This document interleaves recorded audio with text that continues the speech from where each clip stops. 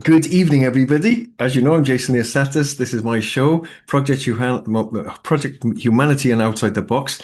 My guest tonight is Rosa. I got to say your second name, Rosa Weber. Yeah, who I met in my gallery recently, and I've seen around Totnes for years, really. Rosa, thanks for coming on the show. Rosa is a mental health recovery person who helps people. And firstly, I want to say before I have a quick rant and open the whole subject up. Thanks for what you're doing, Rosa. Thanks for being you. And thanks for transmuting what's happened to you into helping people. It's just so beautiful. Thank you. I appreciate that, Jason. And thanks for this platform and the opportunity to talk about it as well. It's one of my favorite subjects. I mean, my friend killed himself. He hung himself. I know other people who are terribly depressed. My shop is like in Totnes is like it's like a wormhole for people coming in and saying how they really feel about the system. I got loads of notes here, but I want to start just a quick rant myself before we bring Rosa, because that's, as you all know, that's what I do, right? I have to give a bit of a go for first. I think it's one of the greatest secrets of all that most people are depressed, anxious, melancholy, in a state of agitation.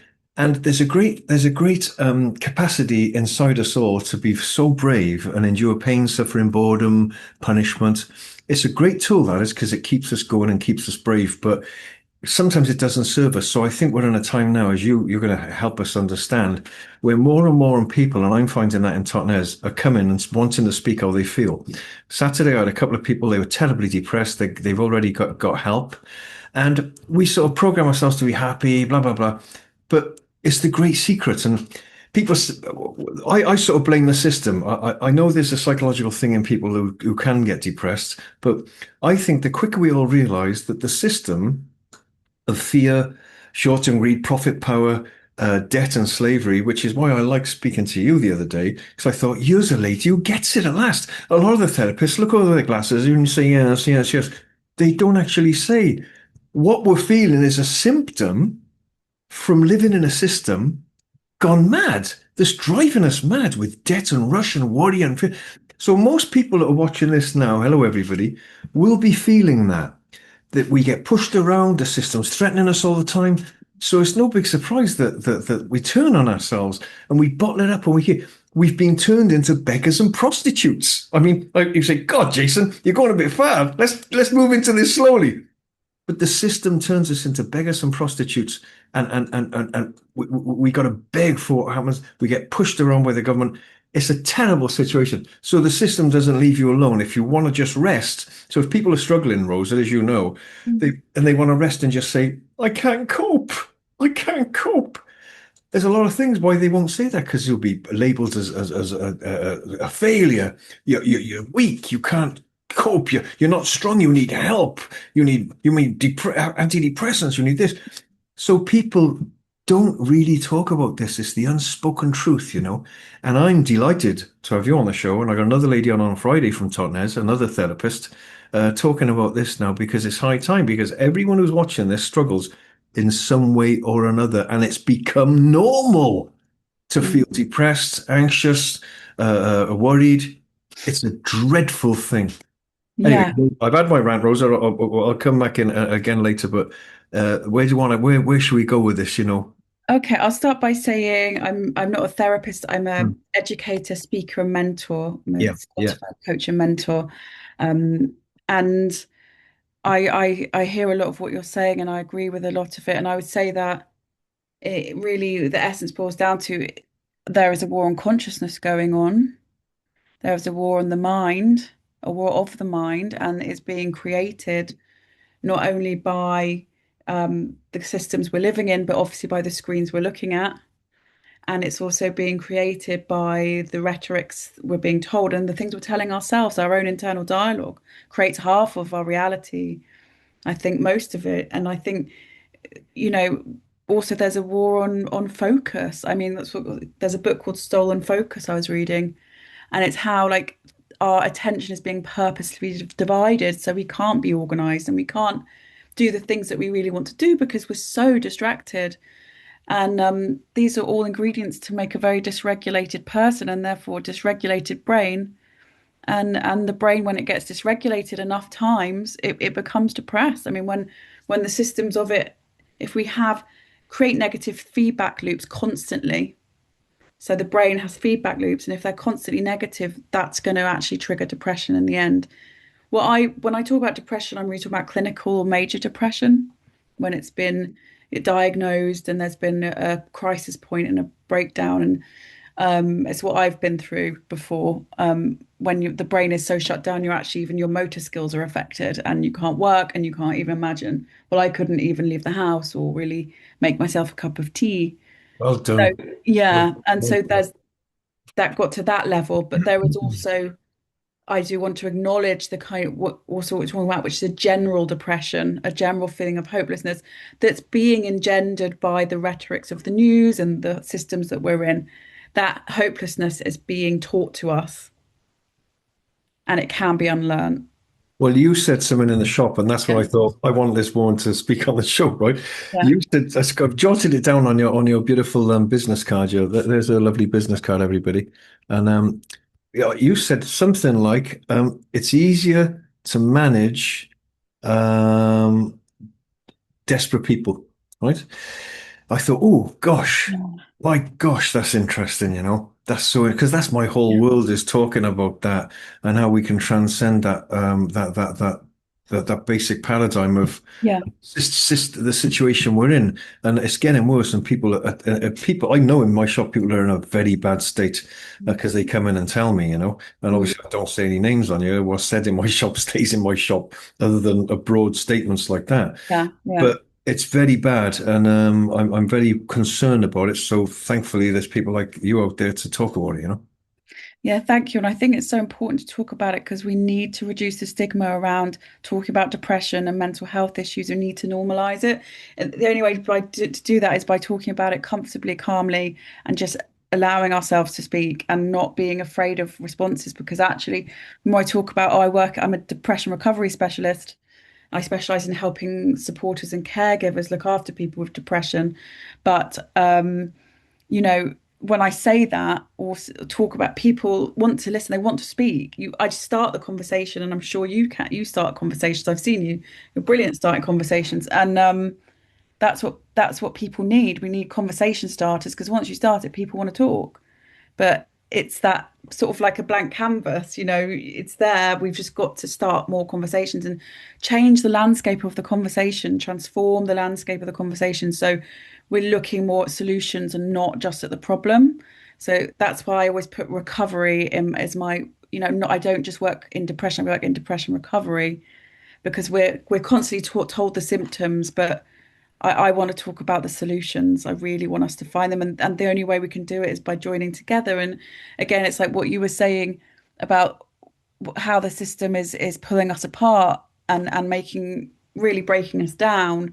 It's the lack of community as well, isn't it? So it's sort of going, we need those communities. We need to start building that feeling of camaraderie and community again.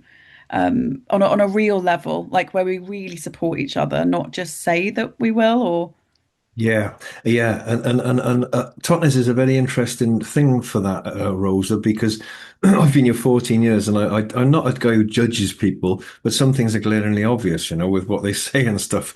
And I think I spoke about it in my book. It's called The Emergency Transformation of Human Beings. I'll give it a quick plug. It's on Amazon if you want to find it. And I talk about a spiritual smugness in that book, yeah. So a lot of the time in places like Totnes, I feel sometimes people sort of think, oh, they've got to be like, even therapists. I know therapists, and then when you find out about them, they're a right mess behind the scenes. And, you know, so it is that time that we've got to realize that a weakness is strength, actually. If you talk about your weakness, I do a lot of things to keep my mental state in a good way. A lot of hard exercise and training. I go to karate a lot. And I've been going for years, 3 times a week, you know. And there's a big poster in there, Andy's Man's Club. I think it's in Newton Abbot. I haven't been myself, but I know some gentlemen who go there. And they say it's great. They can go there. They can just talk about how they feel, you know. And they tell me about it. And people love talking about about what pain they're in, It's so Mhm. lonely let's make it clear to everyone, I'm in a lot of pain. I've got a lot of bills. I've got a lot of pressures. I've got a lot of this. I've got a lot of this. I'm getting old. I've got a lizard neck coming. It's like, I've got some aches and pains. I need some new teeth. Look, it's not easy being in a spacesuit on planet Earth, everybody, yeah? But Mhm. we've got to share and talk about it. Yes, we've got to be strong, but we've also got to share our weaknesses. I think it's so Mhm. important. Yeah, I really do. And I really love that there's more men's groups coming up. And I think it's really important for men to have safe space to talk to each other about how they're feeling and how they're thinking. Women do tend to create those spaces a bit more often, naturally. And that's cultural. That's been culturally taught, I believe, like men, have been taught to repress their feelings.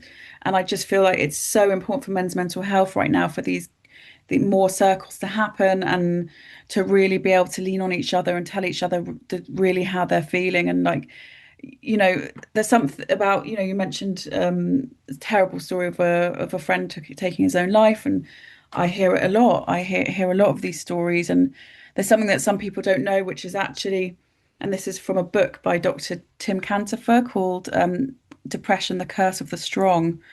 And he actually talks about recovery of depression being the most fragile time. And actually, it's partly why I chose to do this work, is because actually in recovery, people are actually more likely to take their own life during the recovery phase. And there's a couple of reasons for that. One is that they actually start to have energy again. So when you're in real depression, major depression, you have no energy to enact any ideas. So suicidal ideation is more common. But when you're in recovery, we have more energy. And the other thing being the roller coaster of the days. So when we're in clinical depression, we're just on a flat line of low all the time, just feel low every day, every day. But when you start to recover, you can suddenly get a good day. But then the next day's bad again, feels like it's lost. All is lost again. And it's a very dramatic, you get much more dramatic roller coaster feeling. So that's another reason why it can be more common during that time. So I did want to raise awareness of there's different scales of recovery, just like there's different scales of repression. I'm sorry, depression and repression, but depression, Freudian slip. And and yeah, there's so the scale of recovery I'm really passionate about, because I think everyone has the right to recover strong. But what we're seeing is a lot of people not recovering and then relapsing, and also one person being unwell affects a whole family. It affects a partner, it affects children, it affects friends, it affects work, it affects absolutely every aspect of their life. And the people around them lives and their supporters' life. So I really would love to see more people recovering stronger and building stronger support systems for people. That's what I'm really passionate about, and helping people build stronger support systems for each other and for themselves. Wow, thanks, Rosa. It's so lovely. What I love about this is I'm thinking, oh my God, we got to go deep. We got to go deep. But do you know something? It's almost like here we are. This is it.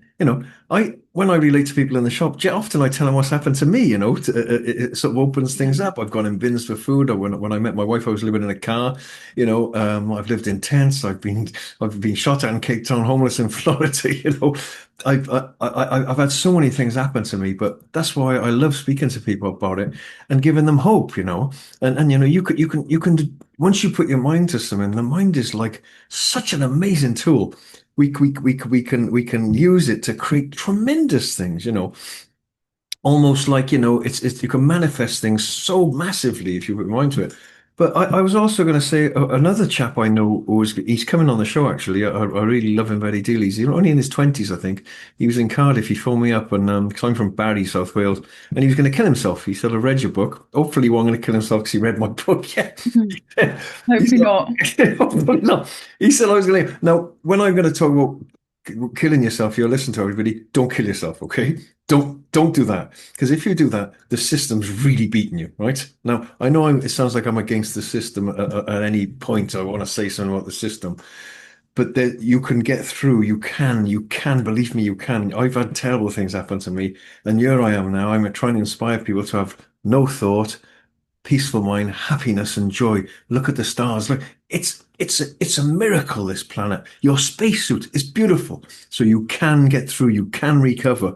And remember, a lot of people feel the same way and they don't talk about it. But I want to just get your thoughts on this. This gentleman phoned me and he said, I've read what you've said and I want to kill myself, you know. I said, oh, well, that's a shame, you know. I said, I don't want you to kill yourself. It's a great life, you know. There's all sorts of great things that can happen to you. He came down to see me. It's a long story, but he had heard. Now, this is a very touchy subject, but I want to broach it here. He came down to see me and he said, "Well, you've done ayahuasca," and he said, "I've looked a lot about ayahuasca on the thing. I was working with a sort of shamanic lady at the time. She's like a therapist and many other things. I don't know what she is. Hi, if you're watching. She's a beautiful soul, and she helped me with many things. And she said, don't do ayahuasca. She said it opens different portals and different avenues. But in his case, he was so desperate, he had nothing to lose. He said, "Well, I'm going to kill myself anyway." So, and actually, he did do ayahuasca, and he's got a job now. He's got a girlfriend. I think it was good for him. What's your thoughts on that kind of thing? And for instance, ibogaine and things for depression apparently can and have a massive reset, just like jumping in freezing cold water can every day, like a massive reset and almost like a rebirth. What's your thoughts around that whole drastic thing? You I know? think it's a really, really important question. And for Mm. me, the only plant medicine I can speak to is psilocybin. And I've been to some interesting talks and It's like about it. magic mushrooms Yeah, type magic thing. Yeah, mushrooms. yeah, So yeah, Liberty Caps or yeah. Golden Teacher. And it's psilocybin is a very, very powerful healer for the brain, for the mind. But in fact, the brain has the capacity to heal itself anyway. It just takes a lot longer to wait for it to do it. So well, what we know about neuroplasticity is that the brain will make new neural pathways and it's built to heal. So anyone who's feeling like that, their lowest ebb, it's just like I want to remind them that the brain was built to heal. We now have evidence of that and it will heal. It just takes time. And sometimes that time is what we've got to look at and how we spend that time. But I've been to the depths and I didn't think my brain would ever heal and it has. Um, and I think psilocybin is also can accelerate that process. It can accelerate, just like some medication for some people works, it can also accelerate the process. Psilocybin accelerates the process, but it's not the cure-all. It's just another path to wellness. And it's just one of many paths. And that's why I called it wellness paths. I originally called it wellness path, Mm. but then I was like, no, there are so many paths to wellness. And that's what we have to look at so many different modalities to get better. Unfortunately, it's not just like the psilocybin works, the medication works, the fresh air, the walk, the talk. It's all of it combined. It's all of it. Oh, it's great, Rosa, honestly, and you've got a great energy, and I thank you again for what you're doing, honestly, because I've met a lot I've met a lot of people who are helping people, and often, uh, well, like, but with you, you're like I would call people like the wounded healer, you know, you know it. I mean, if I'm going to come to someone about depression and really when if I'm at my wit's end, which could happen. I don't know. It could happen again. I've gone ups and down, like, but at the moment I feel very strong. I'm training a lot. I'm not drinking like I used to. So, I'd find someone like you. I wouldn't want someone looking over their glasses at me saying, "Yes, Jason, yes." And how do you feel now? And all that kind of, people who've just read it in books. I want people who can really feel what it's like to drop to their knees and really know what you feel like. And I think that's so important, Oh, there's loads of things I'd like to ask you, and I want you to roll on your own thing, and you can show your slides and all the rest of it. But well, where does I think for me, one of the things that was my big Achilles heel was booze, and I've been addicted to drugs. I used to watch porn. I used to booze, It all sort of intermingles. And a lot of people now are secretly addicted to porn. I've had people on the show about it, booze, drugs, ganja. Look, I'm not saying maybe some people need some medicine. I do sometimes drink on the weekends. I train like crazy in the weekend. Sometimes I drink on the weekends. Sometimes Mhm. I don't. But it was my Achilles heel. It was my enemy, really. And how many people do you find are brought down by the booze and addictions and stuff like that? What is there a ratio with it? Sort of thing. I would say as a former addict and Mm. of tobacco really was my Yes. that I managed to quit last year with great intention, and Wow. it took me a long time, Well but done I then. did it. And no, I would say that not that addiction is a very harmful and very difficult subject. And then when I talk about recovery, often people think I'm talking about that, but I'm not. I'm talking about genuinely talking about depression recovery. But there are links because people self-medicate. So the self-medicate a lot of addiction comes from self-medication because of trauma, because of not being able to cope with the life situation. And people want to numb, they want to escape, they want to, and I'm not condoning that because actually what happens is that just creates a mask, a layer, another layer. And then when we actually really want to feel what's going on, there are so many layers to get through that we can't find clarity or grounding anywhere. That's the problem with addiction. And then because we need to peel off those layers to really feel, to heal. If we don't let ourselves, if we keep covering ourselves in the masks of addiction, we can't heal properly. And that's not from a judgment place because I've been there. So I know how hard it is. It's more from a what is the why? I mean, for me, the why of stopping smoking was I didn't want to feel that vibration of guilt and shame anymore, that I was living in it. And I was like, I'm done with it and I need out. Like that was my why. Yeah. The And secret I, shame. Yeah. yeah, yeah. And it took me, I gave myself 3 months. My friend in London, she's a coach. She said, put a date, tell me the date you're giving up. And I said November the 1st. Wow. Yeah. And I told everyone I was doing it. And to be honest, I made myself smoke up until then, but I was ready to stop a couple of weeks before. But I made myself because I was like, I'm doing it really intentionally. When Yeah. I used to do affirmations, and they're very powerful, by the way. I used to record myself speaking to myself lying in bed. I'm so happy and joyful now I don't smoke. And I was smoking at the same time. But eventually it worked, I sort of brainwashed myself. But That's amazing. You did that with the recording affirmations. That's such a good oh, idea. well, it was my own voice. I don't know. I thought of it myself, but it was a Yeah. very powerful thing. And I was in Cape Town at the time, and I also put into the recording. I'm so happy that now I sell more solar heating systems than anyone else in South Africa, and it was like ridiculous. I had holes in my shoes. I could hardly get food. I was a salesman on commission only, but eventually it did happen. So we can brainwash ourselves and reprogram ourselves. And I want to ask you about that reprogramming of the self as well. Where are you on that? Like, look, I could brainwash myself to be literally skipping along, going, "Yippee! I'm so happy, and everything's perfect. I'm not in any debt." Blah blah blah blah blah. But then the bailiffs bang the door, and it brings you back to reality. But so is it a bit of everything? I suppose is it?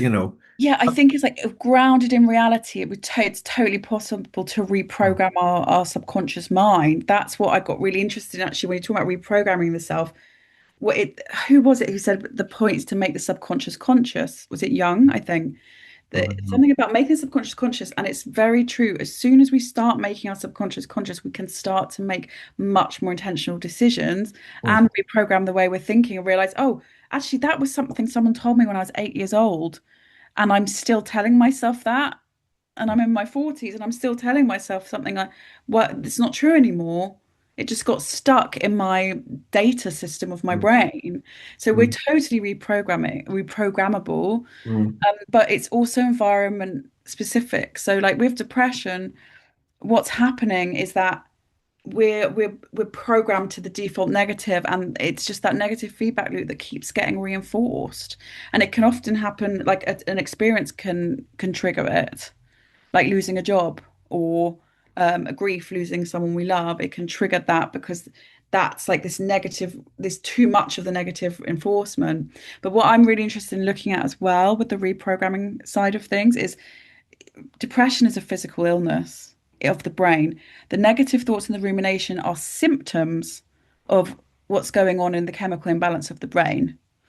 And once we understand depression as physical, the clinical depression as a physical illness, that is actually quite empowering because immediately when I found that out, I was depressed when I read this Tim Cantifer's book, and I suddenly was like, it's not my fault.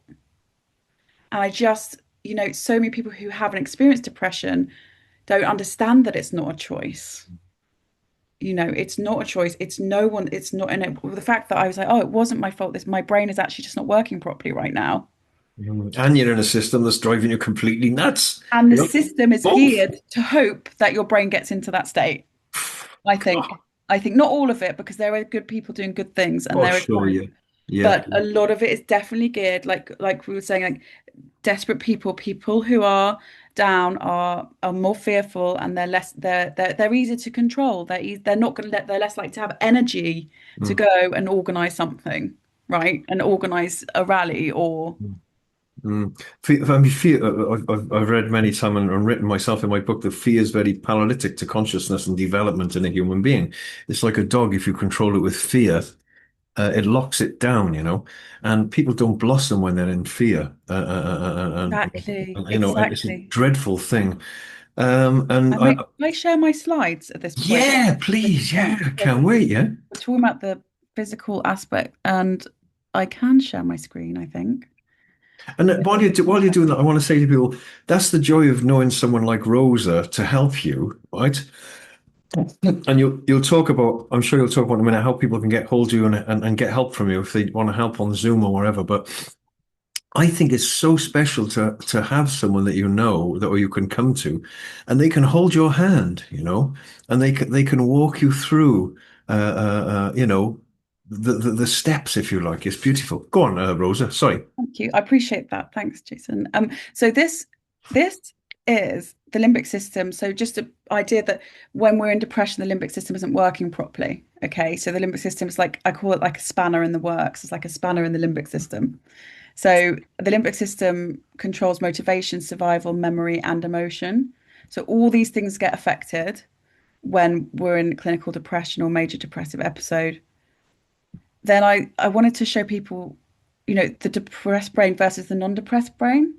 So you can see the amount of activity in the sort of more evenly non-depressed brain. And I'm just looking at colors rather than the text. I just think we don't have time to go into that. And the depressed brain, we've got it a lot more action in the amygdala, which is the fear area, right? It's fight or flight, isn't it? It's where we run or freeze kind of area. So we can see that that's on sort of on fire there. But if I just move it to a more simplified version, so that's what I want to talk about. And I just want to show like this is what's happening to someone in depression, and this is what hopefully more people are experiencing, that they're not depressed. But when one thing I'm passionate about in the course that I'm working on is showing people who are supporting a loved one through depression, or a client or colleague, but really I'm focusing on someone supporting a loved one. Um, we can't give well-brained advice to an unwell brain. So someone coming and say, why don't you go for a walk today? It'll make you feel better. Well, someone who's in this depressed state, they can't actually even get out of bed. There's a reason for that, because their brain isn't functioning normally. So to them, well, I'll do it for myself as an example, like the idea of going for a walk would bring on fear and anxiety fully for my whole system. And I would go into freeze for like an hour because I wouldn't be able to fulfill that simple piece of advice. And I would feel more shame because I'd failed at being able to go for a walk. Wow. So what I advise people to do is instead say, go into the room, sit next to that person, just say, I'm here. And they just say, I'm sorry, I know what you're going through is difficult. I'm here if you want to talk. That's it. They don't need to fix, they don't need to give guidance, they just need to be present. And that's one of the most powerful things a supporter can do. Yeah. Wow. Gee, I get a lot of people come in my shop. Thanks, Rosa. Who are with support workers, I don't know why my shop's like a magnet for that kind of thing. I don't know what it is. Perhaps they sense I'm this like old depressed sort of like addict and guy who speaks his mind about things. I think it's your beautiful paintings, the energy of it's lovely in there. I don't know. Yeah. It's like a bit of a wormhole. And what I love about it is because oh God, Rosa, the synchronicities. Someone will come in and say something about depression and you'll walk in, right? It's like, what? So there's a magic that happens in there as well. Wow. But one gentleman's just died in Totnes now. He used to come in and see me a lot with his care. So that just resonate with what you said. And I noticed with the carers, they don't say that much. They're just there, you know. So they're not saying, "Oh, should we do this or should we do that?" And I wanted to ask you about my auntie years ago. She had it was in the old days. She had electric shock treatment, you know, years ago for her depression, you know. And I'll never forget it. I couldn't believe it when my mother told me she was having it done. But where are we with medication and stuff like that? Because, for instance, the chap who I know who killed himself, um, Simon, I can tell you his name because they spoke about it at his funeral. It was terrible, and he was abused by his family. There was a terrible series of abuse going on. It was just a nightmare. And it was spoken about at his funeral, so it was good to speak about it. So yeah, you could say he had a lot against him, you know, and he was doing, you know, anyway. But one of the, I think he was on Seroxat or one of the heavy antipsychotics or Mhm. antidepressants, and I know someone who's on lithium. Where is that? I mean, doctors give it out like sweets. I mean, is there a way we can somehow get people to come to funnel people towards help before that happens? Because there is a, let's be honest, I'm not being a big conspiracy theorist again, but there is a lot of money to be made in antidepressants and just Mhm. putting people on them, isn't there?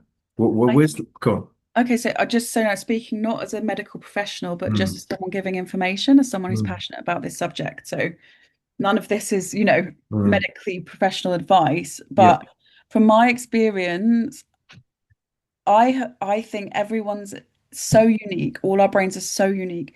What will work for someone will not work for someone else. And I just think if you're looking at a life or death situation or someone who might never leave the house again, sometimes we really do need medication, yeah, right? And for me, it helped me. I did need mm, it. yeah, But there are some instances where you're not looking at that severity and people are put on things, and I don't think that's right. I think there needs to be, again, a scale more. I'm sure they do measure it to a specific scale, but a much more nuanced scale where we're looking at how we are, what avenues we're going down first. And like, I just think, imagine like a world where we have built-in support systems that function a lot better when people are coming out of crisis, and just places where we really feel community and places where we can really talk. I wonder how much need there would be for the kind of interventions that are happening. But yeah, yeah, it's such a minefield, that subject, because I do also believe it does sometimes work. I do. There's a reason, and there are some really good scientists out there doing good stuff with the pharmaceuticals, but big pharma is almost like this whole other subject that it's just awful and it's just horrendous what the profit, the dollar signs in the eyes kind of thing. So it's a tricky subject, but yeah, I think it depends on the individual. yeah. Sorry, I'm on a coughing fit. Okay. What do you Um, what do you think? Oh gosh, like yourself, it's a huge subject, you know. And I've spoken to people who know doctors and stuff like that, and doctors they're sent on nice holidays if they sell a lot of drugs, you know, by the drug companies, and I think doctors are in a terrible situation, you know, and they get people coming in a practice, they can only see them for 20 minutes or something, and like you said, that some people are terribly depressed and they do need maybe a little hand across for a while, but unfortunately, a lot of them are really addictive, and then there's side effects when you come off some of these drugs. I just like what I think in a real community where I know I always bring it back to this utopian thing. I know we've got Natural Earth Eco Living. As you can look at the website, and we've wanted to bring people together and get back on the land for a very long time. We've tried and tried and tried. We've asked people, you know. Five people sell their houses. We can buy two farms, three farms. We can have community because I go and speak to people who grow their own food, who are on the land. I was speaking to a guy today. I can't see his name on here, but he grows his own food. He's a lovely man, and we're just having a joke. I saw him in Ben's farm shop, in and he said, "I can't believe people buy food." He said, "I just can't believe it." Never mind water. So I think if people are in different setups and different places where they were more in a more natural state, that for instance, my family, my name's from Kefalonia, a little Greek island. My granddad's from Liosatos. So when I was living out there, you never saw people depressed, in that sort of way on medication and things like that. Mm, They'd get up, they weren't under terrible pressure. They were a lot of them growing their own food. They had their own animals, they had their olives, and there was a gentleness about it, Rosa. When my Carly, his name was, he used to eat dinner. And then he wouldn't say, "Oh, I'm going to have a sleep." He'd just go like that, and he'd lie on the settee and go to sleep. And I was about the only person there in the afternoons that was awake. The shops are closed, and they'd open in the evenings. So there was a rhythm about it all, a healing rhythm, and they listened to their bodies. There's a lull about 2 o'clock in the afternoon. You should go to sleep for an hour, or two. So I think there's so much pressure, and it's so mental, and so I don't like the word mental, but it's so mad and drastic and rush. You can't stop or you're lazy. mm, If mm. if you said to my uncle Macaulay, he'd just see him sitting in the grass. If you said, Macaulay, what are you doing? What are you doing? He'd say, what do you mean, what am I doing? I'm not doing anything. I'm just being. So there's so much pressure on people now. I really think that it's a terrible situation, and more people are turning to drugs, booze, more scroll time, porn's giant addiction. It's all those things it gives you just to calm you down. But back to what I said about ayahuasca, that was what fascinated me when I did that. And I'm telling everybody now, I'm not advocating for you to do ayahuasca. It's tricky. Get advice. Don't, just throw yourself into it. But for me, it was drastic. And I'll never forget the next day. I couldn't believe, I was sometimes watching porn. I was drinking coffee every day. I was drinking booze every night, and it was gone. It was like it was some ibogaine they've just made legal again in America, in parts of America. Joe Rogan has convinced Trump. I'm not a great fan of Trump. I want to tell everyone right here. Government in its current forms of sickness, in my opinion, and then they're causing chaos everywhere. But Joe Rogan's just convinced Trump to sign the thing to say ibogaine is now legal because it can get people off the drug addiction. Like what's that terrible drug a lot of people are on in America? Meth, crystal meth. Yeah, all that kind of thing. It's, Mm. it's a terrible, terrible thing sweeping across America. And in 2 sessions, 2 days on that stuff, it's just gone. I don't know how it works. I've no idea. But Yeah, I'm so interested in this. And I like, there's two things that came up for me. Like, one, how can we create these kind of purges without anything else but our yes, mind yes. for free? Without, Yeah, how can we create yeah, purges? Like, I feel like purging is really important. yeah, Would, for me, I wouldn't engage with ayahuasca, it'd be too psychoactive for me. But I do think purging is very, very a part of healing. yeah, How can we purge this old energies? How can we get that out without any substance at all? There must be a way because I think the mind's incapable of anything. And that leads me on to your point about being in Greece. And it made me think when you were in Greece and like how calm your nervous system was. And I thought, was it your grandfather you talked about? He came from Kefalonia. Yeah, yeah, I wonder what his inner script was. His inner script must have been kind to himself, right? He must naturally wired to be kind to themselves, right? Some people are. And that's where we need to get to because it's our own inner dialogue that's obviously being influenced by, I grew up in London. My dad was from Switzerland, but I was raised in London. And I grew up with not good enough, need to be better, not worthy, competition, all these very unhealthy thoughts going on, creating negative loops, even when something positive happened, the neural pathway wasn't linking to that, it was still linking to the negative, which we are kind of prone to do. And we need to teach ourselves not to do that and just to, well, for me, what's helped is seeing everything as neutral a bit more. So like calming down the negative experience, calming down the positive, and just being like everything's okay. Like for me, that helped more than defining something, or even and stopping using the words good and bad, but defining something as helpful or unhelpful. It's just simple little tweaks of the language we use in our heads just helps so much. And I would love to have heard your grandfather's inner dialogue of how he said, "Oh, it's time to rest now. I will rest under this tree." yeah, Judgment attached. There was no one more thought. It's just very simple.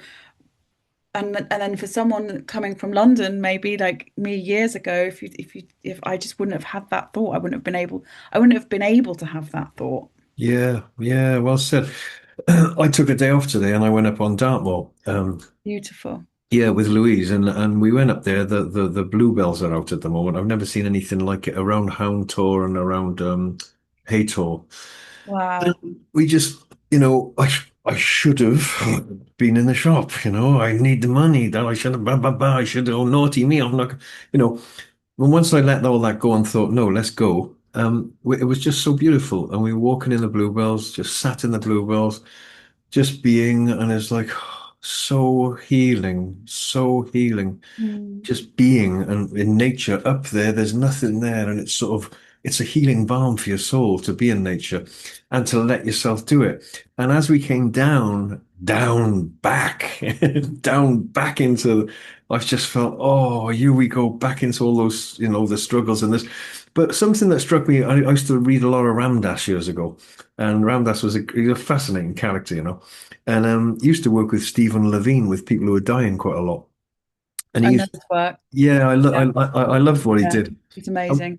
One of the things he said about people when they were dying, and I've been with a couple of people who have died and been with them when they died.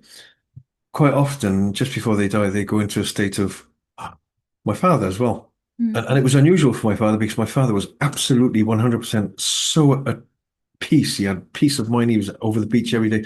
But even he went, everything's so beautiful. Everything's so beautiful. So everything's stripped away. Your name, your future, because you've only got moments to live. Your past, gone. mm, You're mm, emaciated. You're in a baby's nappy. So Ramdas and Stephen Levine talks a lot about that kind of thing in their work. mm, But, I think that thing that they feel all the time, just before death, that's available to us all the time. Back to that thing you said about the brain and what can we tap into? Interesting. It's Yes. there all the time. If we can find that before we die, right? And Yeah. we can, and I've got a bit of that. I've somehow got some of that. It's almost like I'm like a child sometimes. It's like, wow, man. It's That's like amazing. Yeah. I see what you're saying. I think like what did Randolph say? He said death is like taking off a tight shoe. he said it's like taking off a tight Yeah. shoe. That's Yeah. the thing. And one And of the things that Ramdas said, there was a lady on one of his courses, one of his retreats, and she said, Ramdas, I found such peace here. And now I got to go back to London, back to my mother, and back to the. And he said something which is very too oversimplified, I know, but I liked it. He said, what you found here, you've always got. You I can love take, that. you can take it back with you. It's not something you have to try and get. It's something you've got. So, Yeah. like back what you said about can we get it now? If we can unlock that door and lift the lid off and tap back into Mm. that, people go in freezing cold water. A lot of people, doctors do that with people and get them off antidepressants. Actually, go Yeah. swimming. Go on. I interestingly talked about your father. I was with my father when he died in 2021. Right. So I experienced that kind of being close to that energy of consciousness, and I felt like I knew there was more afterwards, but because I felt like he went into nature, like a whoosh, like he almost went out into nature, his soul or something. But that's a whole other story. But I do think we can access certain states, and that's not to advertise, like to make death something we want to go to, but to make it us aware that we are the whole invisible landscape we have access to that we're not seeing every day. And that's good and bad because depression is an invisible landscape. There's actually an article, I can't remember who wrote it, called Depression as a Form of Consciousness in its whole self. So, like, there are all these invisible landscapes everywhere. How can we tap into the ones that make us happier? How can we find the ones that make us feel better? Mm. And invisible landscapes almost being manipulated by bad forces, difficult forces, unhelpful forces right now, right? I But think, yeah, how can we find the helpful parts of that invisible landscape? How can we create more of them? yeah, I really want to see like the solutions. Like what can we all do yeah, to help each other feel better? Like there is so much potential in every human being, yeah, and yeah. we're losing that spark, or people forget. No, it never goes, but we just forget it's there. Yeah, yeah, yeah. I think one of the other things Ram Dass used to do was, I think he took someone into freezing water once or something. They said, I'm really depressed. He said, Mm. Oh, that's right. He said, "Are you really depressed?" He said, "Yeah, yeah, I'm really depressed. Yeah, you're really depressed. Yeah, I'm really depressed." And he said, I think he put him in cold water or something happened. I can't remember what happened. He Yeah. said, "You," and they're going, and he said, "Are you depressed now?" They said, "What? What?" So, and that's another thing. Well, I suppose that's where the drastic therapy comes in. If someone was depressed and you twisted their finger or something, look, I No, know. it's getting into the body, out from It's like, like the body. "Ah!" It's Yeah. like you still depressed. "Ah!" It's like, and that's why I love karate because I was sparring with a great guy, with my training partner tonight. We were punching each other and kicking each other, Yeah. and it's like, yeah, man, it's almost like it bounces you out of that crazy, ridiculous mental asylum world we're all in, And for me, I found it in karate, and I find it in other things. But back to what you said, and I think which is so important, Rosa, and I get it in the shop so often. There'll be people coming in. I'll initiate. I like initiating a conversation about well-being and happiness, and the miracle of life. You can walk, you can talk, you can think, you can speak, you can hear, you can love, you can care, you can blah blah blah.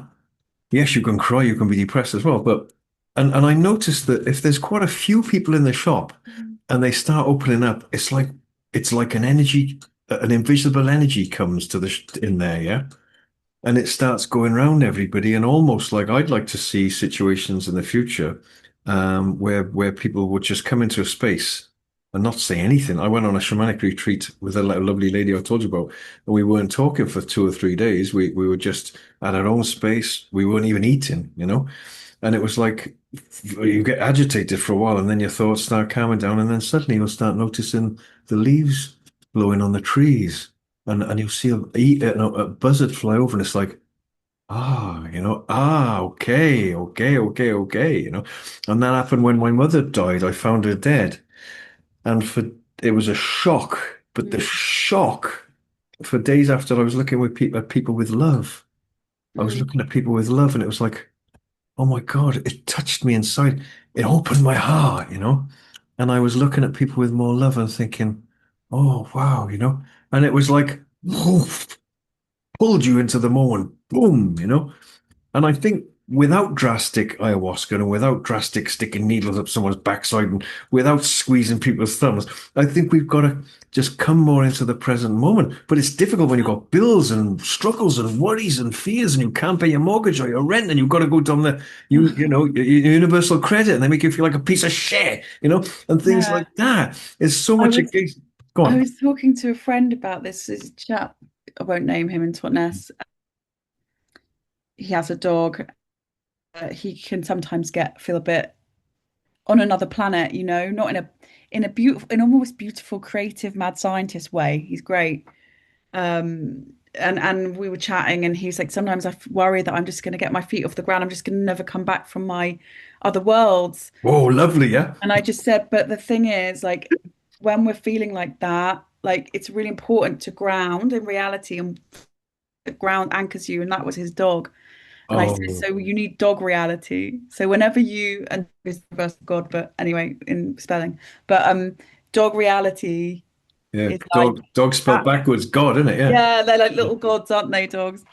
And I just thought, yeah, dog reality. And he was like, I like that, dog reality. So I was like, so whenever you feel like you're pulling up and up out of your head and into the too much conspiracy or too much invention, just like look at your dog and be like, I'll be in dog reality. What's dog reality? That's like what I can feel, what I can see, what I can smell right now. Yeah, I'm they're doing right beautiful. in this minute. And just like also really, easy thing that a lot of people forget to do. And I used to forget to, but I remember now, which is I'm feeling anxious. It's the three things. Name three things you can see out loud, three things you can smell, three things you can hear, and three things you can touch. And you just get yourself in the room, and that is really powerful. Yeah, wow. So simple. And I mean, I say it to when people come in and ask me, they say, "Hey, how you doing, Jason?" I always say the same thing because I'm a bit of a joker. I say, "Well, if I felt normal, I'd worry about myself. I don't never feel normal. How do you feel normal living in this crazy system? No, If so I hard to feel if if normal. if I felt really settled and alone, I'd worry about myself. So it's like, no, of course I feel it's completely.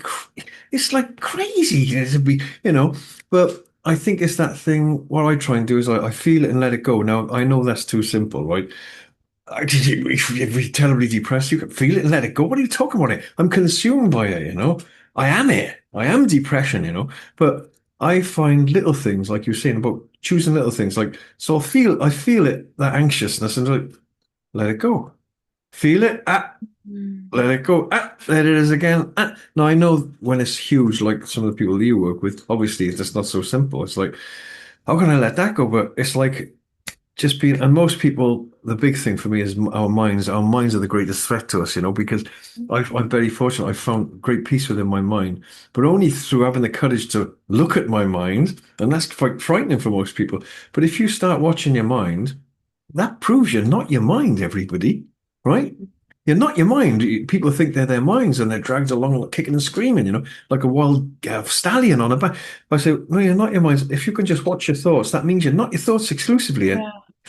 that which watches your thoughts is the real powerhouse of you, the real spiritual, beautiful you. And then you watch your thoughts and it's all mad and crazy. And then with practice, it calms down and then you reside more in that power.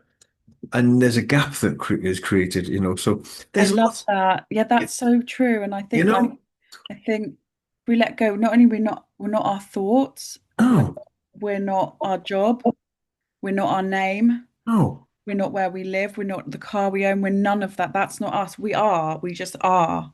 yeah, We're not these things we're being told to define ourselves by, especially our thoughts, which yeah, we encourage ourselves by, but that's not working.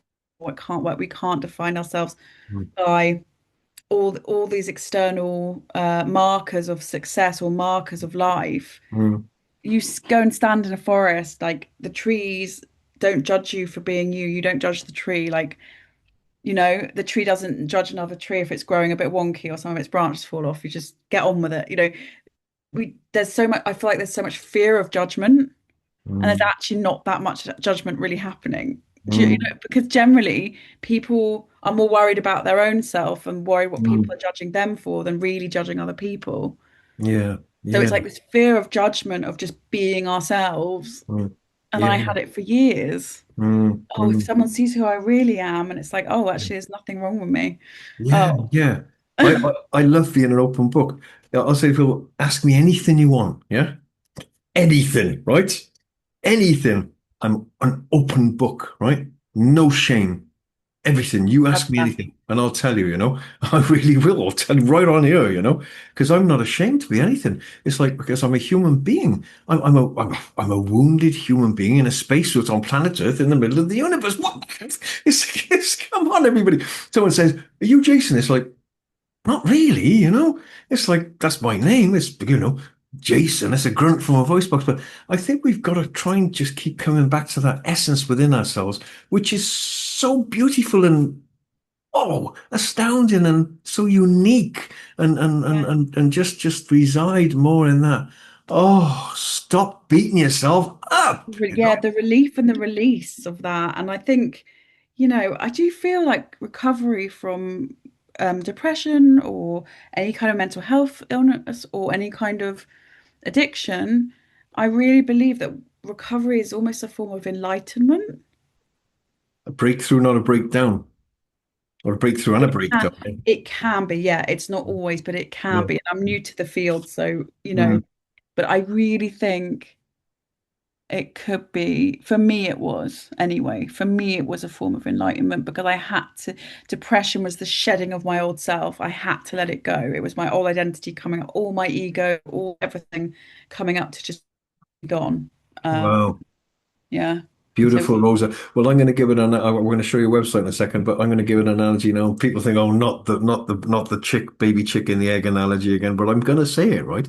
Because it's one of my favorite little ones, you know. So when a baby chick pecks its way out of an egg, right? It's not like the egg just cracks and the chick comes out.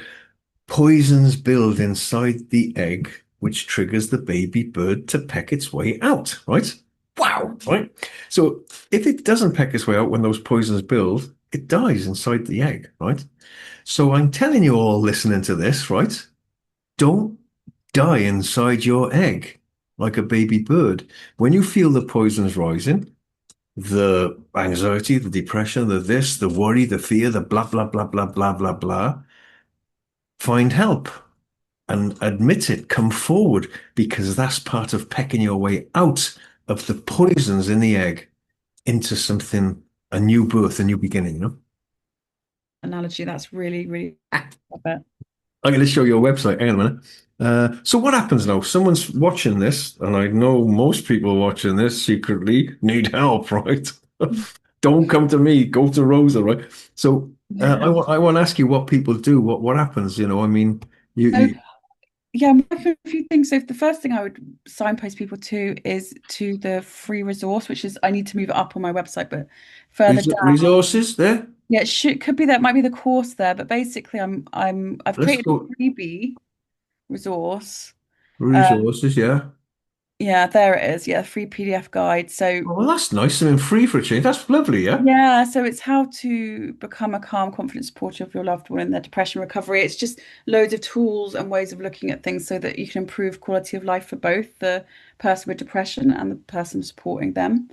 And Yeah. you can join the mailing list, weekly newsletters, just with tips, again, tools about how to support someone with depression, but also the neuroscience behind it, because I'm really passionate about neuroscience. Yeah.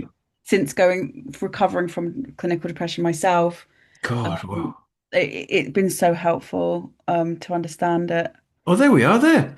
There I am. Yeah. And then there's also a course I'm working on, which is just in development now, but I will be doing a digital, like an online course to show people how to support someone going through depression. And God.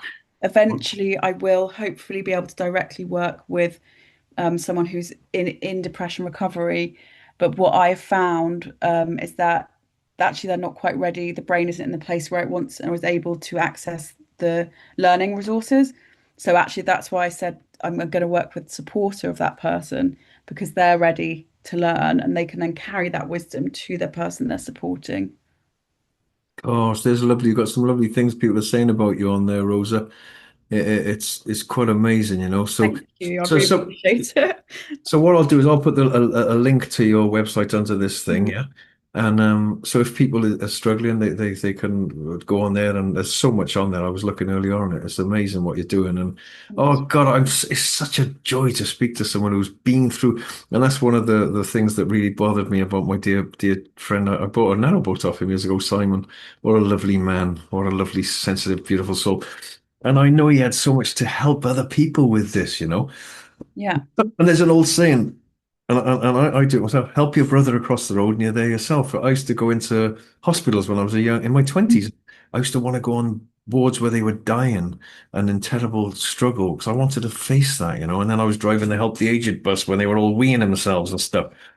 But it was a selfish thing because it helped me face trauma and, you know, it made me feel, you know, I love always trying to help people because it Mm. helps me. I'm quite a, Does help. It can help you step out of your own story. I volunteered at when Seal Hain was Hannah's, and I Seal volunteered. Hain, yeah, yeah. Yeah, when I was in recovery from depression, Yeah. it wasn't very well, but have volunteered to do art facilitation with people with severe disabilities, helping them make part.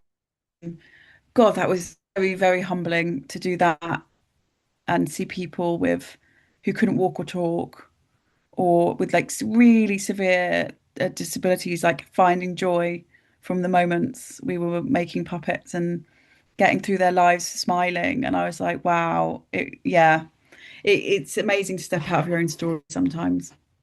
Wow, man. Wow, it's amazing. So, Rosie, Yeah, before we go, anything else you want to say on you? I mean, I know I've been gobbing off myself, but I can't help it, you know. I But love listening to you talk, Jason. It's great. oh, my wife doesn't. She's sick of it, yeah. You know, 85 years, you know, me gob off, you know. But no, I'm passionate. It's nice This to is see her recently as well. Yeah, Oh, she's a great soul, you know. Louise is always, I've known her 35 years. She's calm like that all the time, you know. With me, I'm more like, yeah. you know, it's like, oh, you know. But what else can you say to people before we go now? Come on, speak to people who are keeping it a secret. Speak to people who are keeping it a secret. No one People, knows. It's their secret that they're really struggling. And a lot of people watching this will mm, be that person, you know? I would just say that you need to talk about it before it gets worse. It's just too important. You're too important. You are the medicine. You are you will be okay, but you have to talk to someone. Choose one person, start there to talk to, and be honest with yourself about where you are, like really honest, and be really try and, if you can, think like really think about three things that would help you every day. Just three things you could do to make yourself help yourself. The first one would be talking to someone to do that. The second one would be making sure you get daylight in your eyes, look at the sky. The third one would be, don't know, maybe making sure that you're actually nourishing your body, drinking water, making sure you're just doing the basic care and like really asking for help if you need it, because life's worth it. Life's worth it, and it won't last forever. It really won't. Our lives won't last forever, but also the low feeling will not last forever. Our brains were built to heal. So don't don't lose faith. Well said, Rosa. Well, so this too shall pass, as I read in a wonderful book once. This too shall pass. And my dad used to say, "You've got to be happy. Make the most of every day. It's so precious. Every second of your life is so precious. Your heart's beating. You could do things." And then he used to say, "We're all in the departure lounge, Jason." Yeah, I mean, yeah, it's like we define, I think when we're unwell, we're defining ourselves by the wrong things. When I was depressed, I was defining myself by a job that went wrong or a relationship that failed. I was defining myself by all the wrong things. That those things, none of those things matter. The fact that my heart's beating and that I'm waking up breathing, they matter. We should wake up every morning, everybody, and I've said this many times on this show. You should wake up like this. Hooray! Hooray! Whee! You should I, run outside your house. Yippee! Yippee! It's like, when most people wake up, it's like, oh shit. no, I actually have to put affirmations on when I wake up. Of That really course. helps me. Just I whack on like affirmations that make me remember why life is good, and that gets me out of bed. Well done. Thanks for that. Because it's really important. And while I go to sleep at night, put them on, you know. Yeah, And straight away, as soon as the mind starts going in the rumination, got to catch it and put on some affirmations. don't leave it to chance. In other words, your mind's a great tool and a wonderful, wonderful thing. Yeah. And you've got to keep it fresh and like you said, feed it good food and have your green smoothies and be kind to yourself. Stop beating yourself up, you know. Yeah. And I'll just finish one more thing I wanted Go to on. say. So there's an saying which was about the two wolves. Have you heard it? Two walls. Wolves. Wolves, no, go on. So the mind has two wolves, a good wolf and a bad wolf, and they're always fighting. And, someone who said that, he said, so which wolf wins? You know, and the man said, whichever one you feed the most. Oh yeah. Oh God, yeah. That's Yeah. horrible, yeah. Yeah, but it's true. So if we're feeding the good things, we're going to feel better. So feed the good wolf. Yeah, brilliant, brilliant. My God. Well, Rosa, look, well, before I go, I always have a little rant after the show just for 5 minutes, and I'm gonna say a poem that my dad wrote after the show. I won't say it's about death actually, and it reminds you how to live, right? He had it published, so I'll say that after I go, and also going to show my wife's t-shirts, which she does for mental health. She's got sayings on there, and so I'll show that in a minute. But Oh, just to I'd say love to to you, see Rosa, those. before you go, listen. Well done for being you. I know I keep going on about it. It's wonderful, and to see someone who's come through hell, and now you're helping people through their stuff. Man, I tell you, it's so beautiful. It's Thanks, like Jason. it's a beautiful, godly thing to do. So thanks so much. You know, I'm Oh, so God. so glad we met. You know. Me too, and thank you so much and for all you do as well. Really, you speak really beautifully, and yeah, it's powerful stuff. So yeah, thank you. Thanks, Rosa, and I'll see you in the shop soon. Pop in, and this Yes, will I'll come and see you. yeah, come and see me, right? And see you soon. Thanks, Rosa, so much. You're an amazing lady. Thanks so much for everything. Yeah. There Oh, she goes, Rosa. She's amazing. She really, really is. What an amazing woman. So I won't keep going for too long, but I want to say my father's poem, right? Because it's almost like because my I watched my father getting older and older. Of course, I mean, look, I'm getting older and older. I got grey hair now. I got grey streaks. Um, I need some teeth. And I got to get some screwing teeth to get the bit of a lizard neck thing come in. And all this kind of thing. But I'm keeping fit. I go to karate 3 times a week, and I'm quite fit for my age. 65 this year. But my dad used to say he had this poem he got published, and I'll read it to you because it's depressing. I got to warn you, but it's a wake up call as well, right? Because he used to say, Jason, we're all in the departure lounge. Make the most of it. This world is beautiful. It's a beautiful world. And it is a beautiful world. Unfortunately, it's been turned into a chaotic mental asylum by lunatics in power. But that's another story. We can go on about that another day. So his poem was called Garameta, which in Greek, because my father was Greek, means old age. Garameta, old age. I've seen a ghost whose certainty confines me like a cage, a white-haired, fog-eyed phantom, the spectre of old age.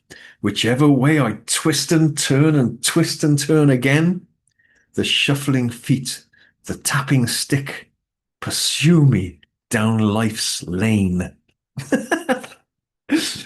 Oh man, that was beautiful. But my father, when he was dying, I was with him when he died, and he said, Jason, I wouldn't change places with anybody, not even now. And the reason he said that is he said, because you don't know what's in their minds. So the greatest treasure of all is your mental health. The greatest treasure of all is your mental health.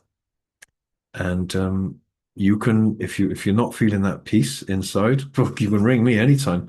And then I'm actually, believe it or not, I'm starting to do Zoom calls with people now, and I'm going to have to charge people because I can't do things for nothing anymore because, my time is my money, my energy. I've got to do, if I'm speaking to someone on a Zoom call about finding peace within their minds, I could be painting a picture to sell in my gallery. So unfortunately, I'm going to have to charge for the Zoom calls. But if you're interested, just call me or text me or email me, jason.liosatos@btinternet.com.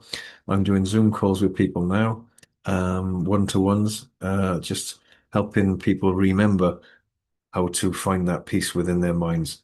That is the real treasure because a noisy mind is hell. That's what it is. I want to show you my wife's t-shirts here a minute, if I can. If I can get it up, I'm not sure if I can find it on now. I'll open Rosa's website because it's at the top here somewhere. Where's it gone? It's up there somewhere. That'll go in a minute, so I'll just have to wait for that to go. I think. Maybe I can't do it. That's a shame. I wanted to show you that because it's quite important. Oh, here we go. I got it. I pulled that out of the way. There we go. There we go.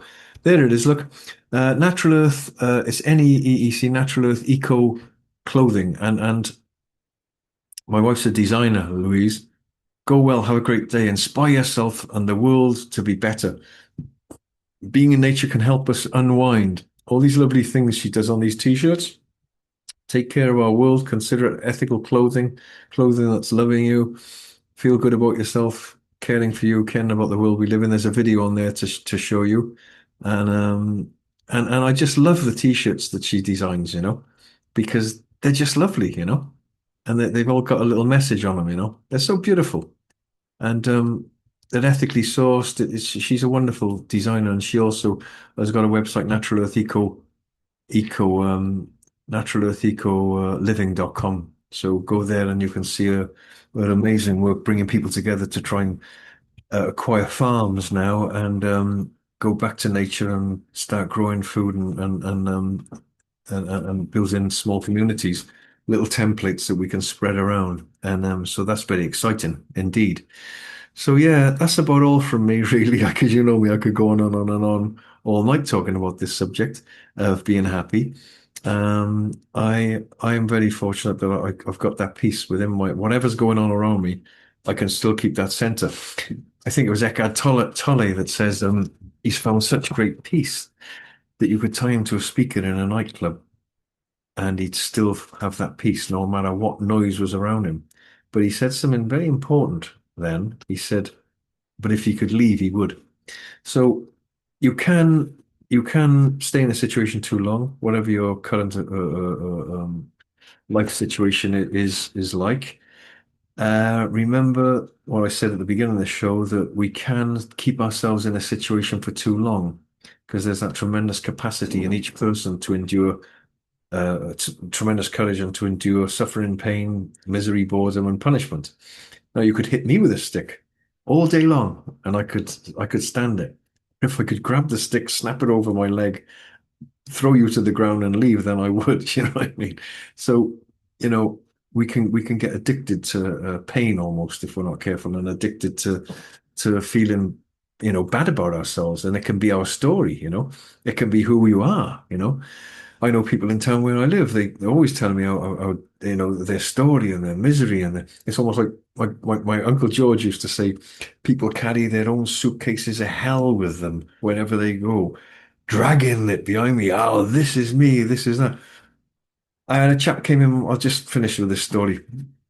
There's a lovely lady called Cara, who's died now. She's a beautiful woman. What a beautiful, amazing lady. She used to come in my gallery and sit with me sometimes, occasionally. And one time I had to go and get my car because she was lying on the floor. She had terrible cancer right through her body, and I had to go and get the car and take her home. But she was in there one day, and she was sat there 'cause she couldn't stand up properly.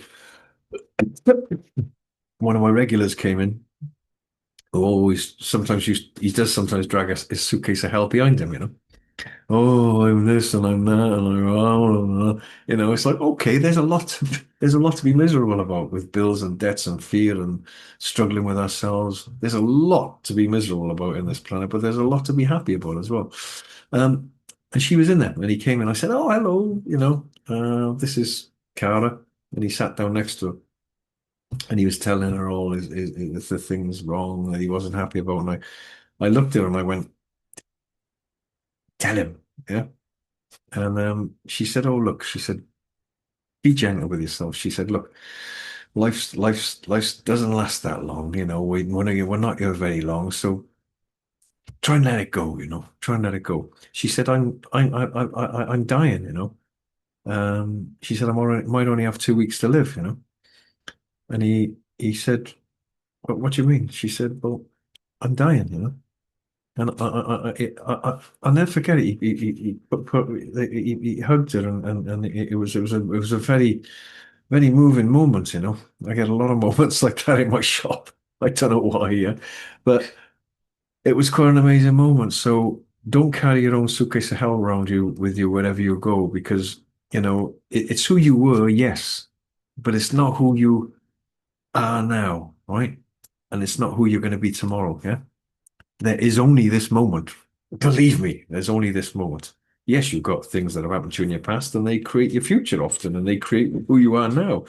Who we are now is and our consciousness, meaning, and our thoughts are a consequence. They're a feedback loop and an outcome from previous decisions and thoughts made with or without vision and wisdom, or often they can be pushed on us, like my friend that was abused. Yeah.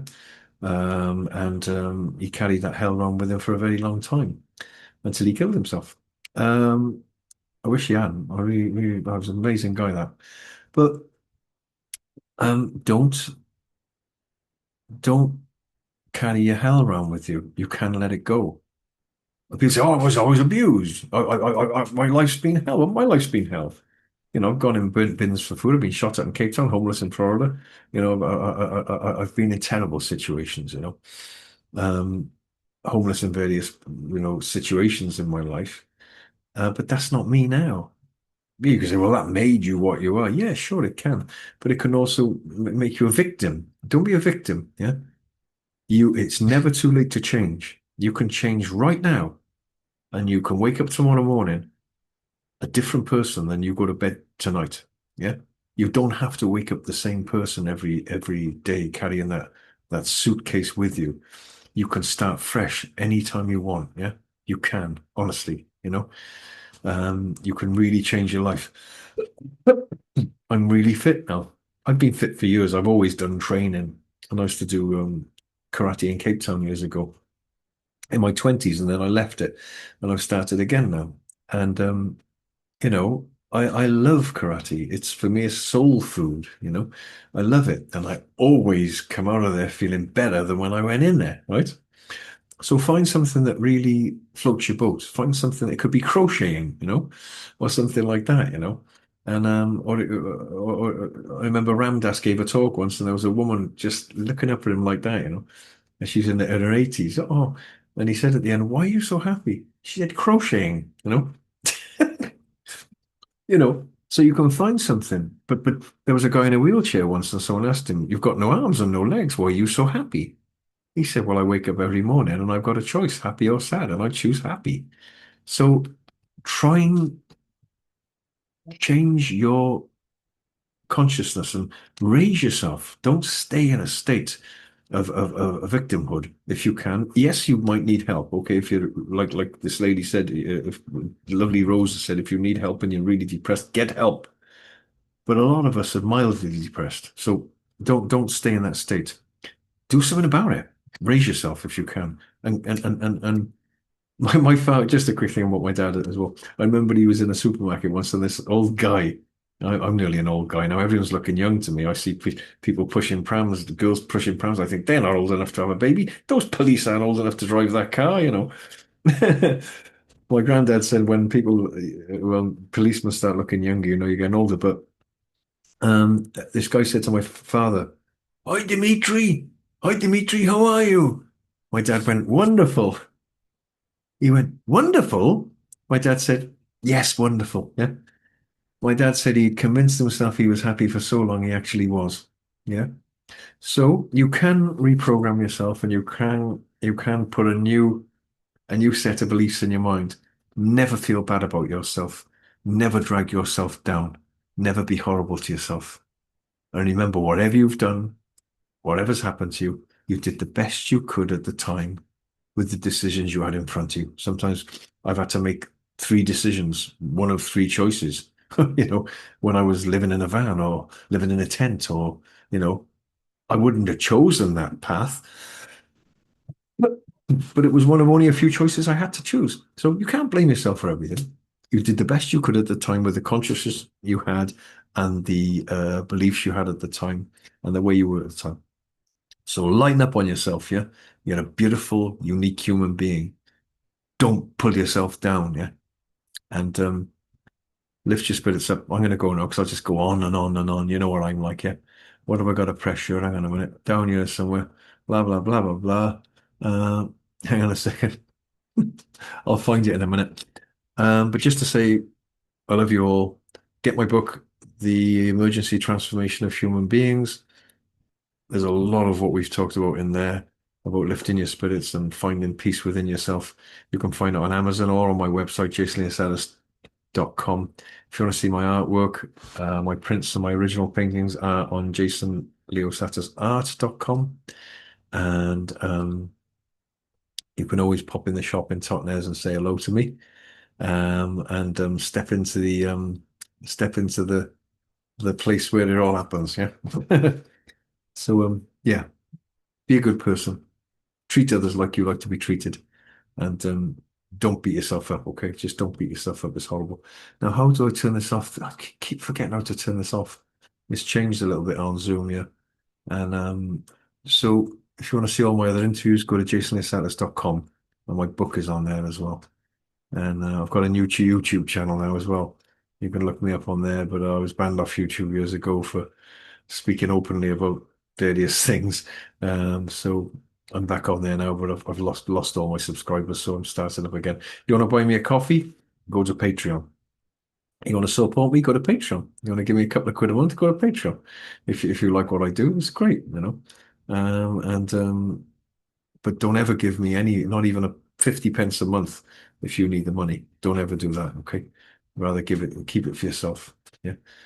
So lots of love, and I think I can stop this now. And again, thanks to Rosa Weaver, and there she is. There's the business card there. She's so beautiful. She's such a lovely soul. She was in my shop the other day, and you can find her there on her website, www.wellnesspaths.com. org, which will be under this show. And what a great soul. Yeah, what a great person. We need more people like that. Lots of love. Take care. Ta-ra.